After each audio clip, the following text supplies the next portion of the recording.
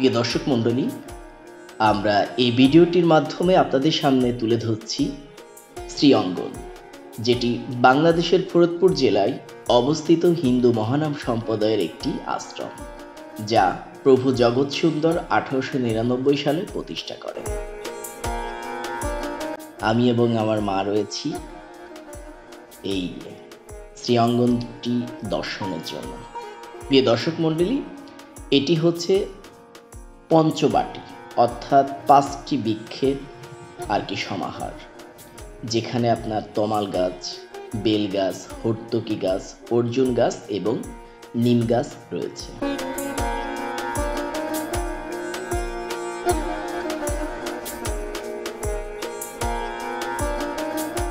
এটি প্রভুর জন্ম স্থানের একটি দৃশ্য দেখানো হচ্ছে, যেখানে প্রভু জগৎ সুন্দর এবং তার মাতা পিতার একটি দৃশ্য আর কি।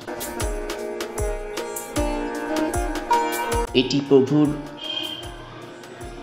চালানো নৌকা, যেখানে তার ভক্ত এবং তার যে গায়ক দল রয়েছে তাদেরকে নিয়ে তিনি নদীতে গান করতেন, তার একটি দৃশ্য আর কি।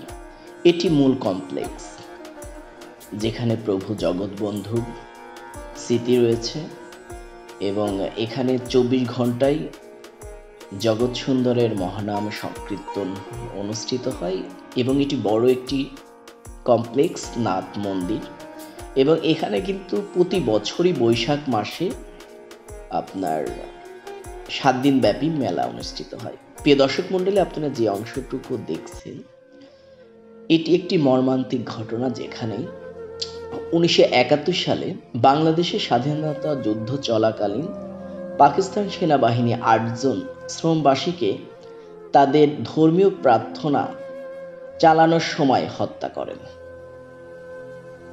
এই আশ্রমটিতে ব্যাপক ধ্বংসযজ্ঞ চালানো হয়।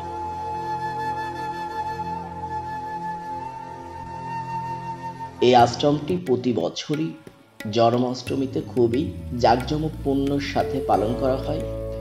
হিন্দু দেবতা শ্রীকৃষ্ণের স্মরণে এখানে কিন্তু রথযাত্রাও হয় এবং এই স্থানটি অনেক বড় একটি জায়গা।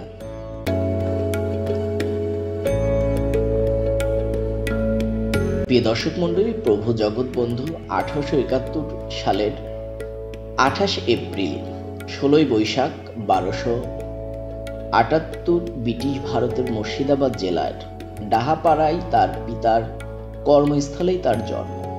তার পৈতৃক নিবাস বাংলাদেশের ফরিদপুর জেলার গোবিন্দপুর গ্রামে।